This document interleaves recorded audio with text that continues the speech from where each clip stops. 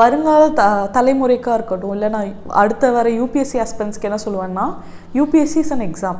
So pass ஆகிட்டாலும் fail ஆகிட்டாலும் இந்த எக்ஸாம் நம்மள ஒரு பெட்டர் பர்சன் ஆக போகுது.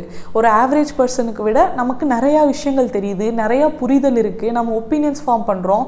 இப்போ யூபிஎஸ்சி இல்லைனாலும் we can go for a plan B. நம்ம வேறு ஏதோ ஒரு எக்ஸாம் எழுதலாம், வேறு பிஸ்னஸ் பண்ணலாம், அதில் நம்ம இதை பண்ணலாம். ஸோ இந்த எக்ஸாமில் ரொம்ப ஸ்ட்ரெஸ் போட்டுக்காதீங்க, ஃபுல் இன்வால்வ்டாக ப்ரிப்பேர் பண்ணலாம். நமக்கு அந்த ப்ரிப்ரேஷன் மேலே நம்ம லவ் இருக்கணுமே தவிர நம்ம அவுட்கம்மை வந்து நிறையா ஃபோக்கஸ் பண்ணக்கூடாது. இன்னி தமிழ்நாட்டிலேருந்து நிறையா இளைஞர்கள் இந்த மாதிரி ஸ்டேட் கவர்மெண்ட் எக்ஸாம் மட்டும் இல்லாமல் சென்ட்ரல் எக்ஸாம்லேயும் நிறையா போய் ரெப்ரசன்ட் பண்ணணும் அப்படிங்கிறது என்னோட வேண்டுகோளாக இருக்கும்.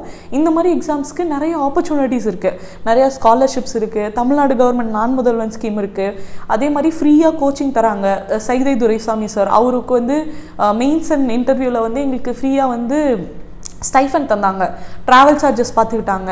இந்த மாதிரி நிறைய இன்ஸ்டியூட்ஸ் இருக்குது. சென்ட்ரல் லெவலில் பார்த்திங்கன்னா ஜாமியான்னு சொல்லிட்டு அங்கே ஒரு இன்ஸ்டியூட் இருக்குது. அந்த மாதிரி நிறைய ரிசோர்ஸஸ் இருக்குது. இப்போ நம்ம ஒரு ப்ரிப்பரேஷனுக்குள்ளே வந்ததுக்கப்புறம் இதெல்லாம் என்னன்னு தெரிஞ்சுக்கிட்டு, இல்லை எக்கனாமிக்லி வீக்கராக இருக்கேன், ஒரு ஃபஸ்ட் கிராஜுவேட்டாக இருக்கேன், நம்மளுக்கும் இதே ஆஸ்பிரேஷன்ஸ் இருக்கலாம், யூபிஎஸ்சி மாதிரி பெரிய எக்ஸாம்ஸை நம்மளும் எழுதலாம். பட் அதுக்கு என்னென்ன ஆப்பர்ச்சுனிட்டிஸ் இருக்குங்கிறத தெரிஞ்சுக்கோங்க. யூடியூபோ இல்லை கூகுள் பண்ணியோ இல்லை மிச்சவங்ககிட்டயோ தெரிஞ்சு பார்த்துக்கிட்டு உங்கள் ஆஸ்பிரேஷன் ஹையாக செட் பண்ணுங்கள், அதை நோக்கி ஓடுங்க.